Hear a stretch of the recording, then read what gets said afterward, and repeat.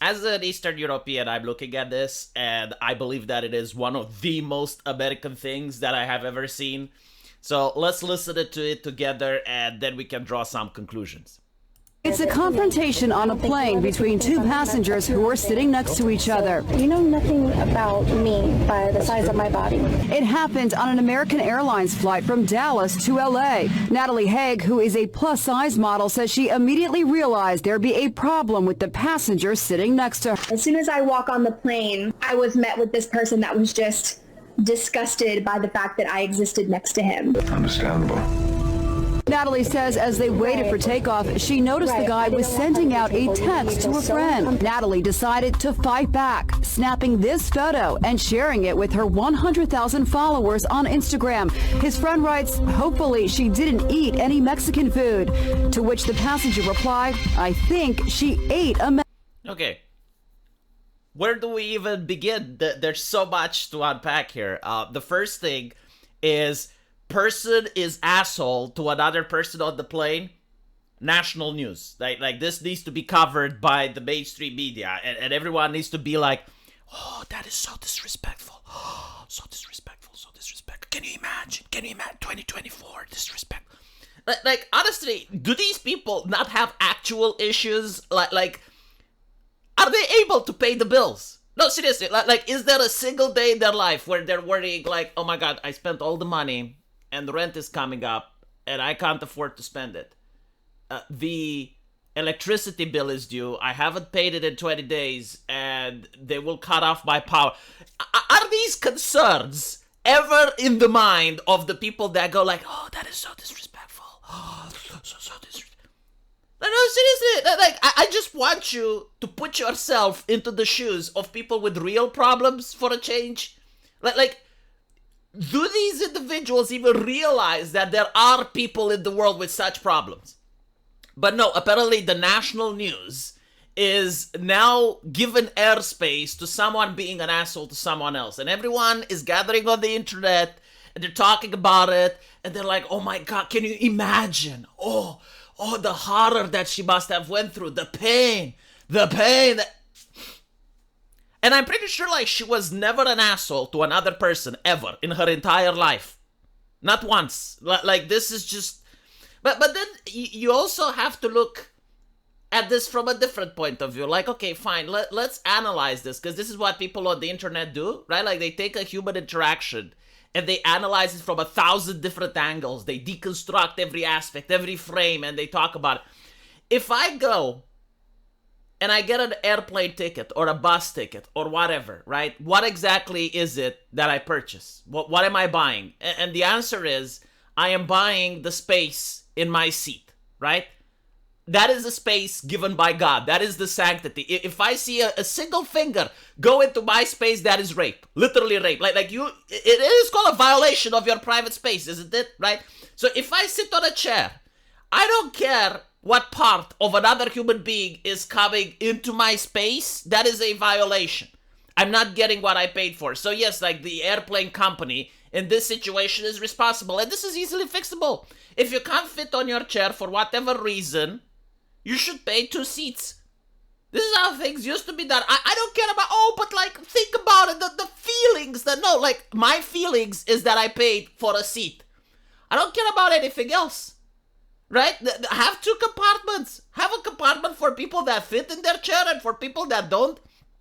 I guarantee to you, this lady would have also been displeased if they would have placed another plus-size person next to her, and you'd have to, because I've noticed this all the freaking time, especially in real life. Like, you have this person that is very inconsiderate to others, right? Because we have a culture where it's okay to be inconsiderate to other people. It's all about selfishness. It's all about me. It's all about my lifestyle. It's all about what I want to do, right? And everyone else has to respect me. You don't have a culture where it's like, no, I need to respect other. I need to do everything possible to respect other, and if other people behave the same, then we're going to live in a productive society. But that's not the way things are going now. But I have seen people like this, right? Like, they're very inconsiderate towards others. So they're going to sit down, and if someone else complains, it's their fault. And it's not just like plus-size people, it's also like people with children.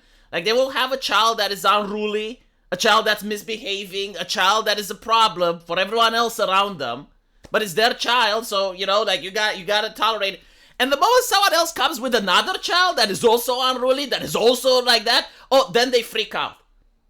So it's the same thing with these individuals that are like inconsiderate towards others. The moment someone else does literally what they do to others, that's when they complain. That's when they start crying about it. And I like then that they can't really put up the Instagram and be like, oh, look, there are assholes in real life. Did you know? Oh, this is... But then, it's also about the obesity problem that is rarely, if ever, discussed within an honest conversation, right? There is a problem in America with the food. The obesity problem. Now, the obesity problem in the United States, I will give you this.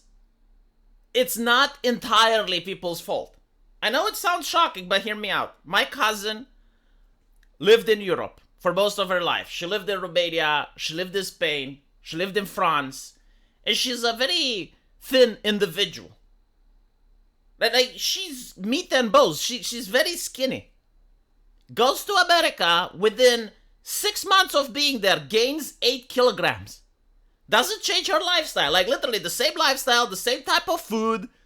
Doesn't go out to eat. She can't afford it. Like just normal lifestyle, the same lifestyle that she had in Europe when she was skinny.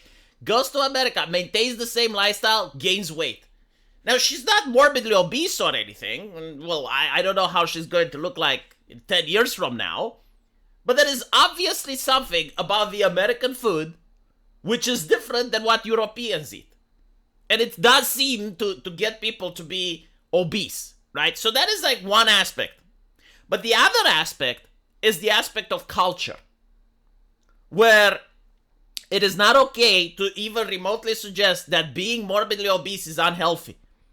And it's unhealthy due to the increase in diabetes, the likelihood of increase in blood clots, the likelihood of increase in joint pains, right? Like you can't talk about that, but you can have like influencers that encourage other people to have the lifestyle, and at the same time, they want public health care.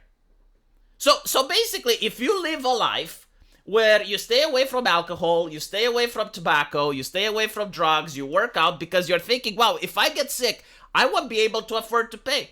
Healthcare is very expensive, so I will do my best to keep myself in shape, right? So you're thinking like that for you, but then there's another person that thinks the opposite, and when they get sick, they want you to pay for it. How is that fair? How is that equitable? In what world is that just? Like, I understand, public healthcare where, like, some parent has a kid with leukemia and they need money because, like, they literally couldn't do anything about the situation, or someone gets into a car crash that's not even their fault, and now they need money for healthcare, so, like, you get public healthcare. I get that. But what I don't get is, like, if you have a chronic drinker and they're drinking themselves into a cirrhosis, and then they're looking at you for money to pay for their lifestyle, it's like, how does that make any sense? Why isn't that part of the conversation for some reason? It is very upsetting, isn't it, right? Like, you spend your entire life paying for other people who would probably live better lifestyle if they knew that they had to pay for it themselves. Like, if they knew that when the bill is coming, they have to pay from their own pockets, they would think differently. So this is the conversation about it. Yeah, like, obviously the airline is to blame.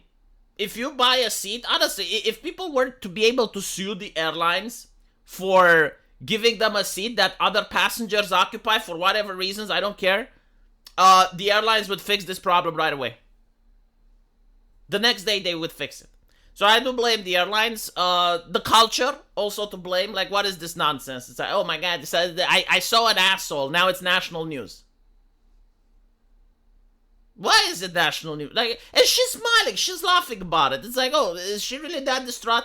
And then the priorities, right? Like, we need to be considerate for millionaires. Like, if it's a Instagram influencer, like, I assume she's very wealthy, right? We need to care about that. Like, I need to tell the orphans and the homeless people and everyone else is like, look, sorry, I just have no more compassion for you because all my compassion is now given to the influencers. Like, I need to take compassion away. You know, like, I am a very compassionate person, but it does have limits. So I need to take away compassion from the orphans, and I'll give it to these people. You know, it's like that. But anyway, let me know what you guys think. And as usual, I will see you in the comment section. And if you want to support the channel, there's a link into the pinned comment. It will either take you to my subscribe star, or if you're interested, there's another link to my live stream, and I live stream every day, and you can interact with me in the chat. If you want that, I don't know why, but the opportunity is there. So I'll see you guys later. Take care.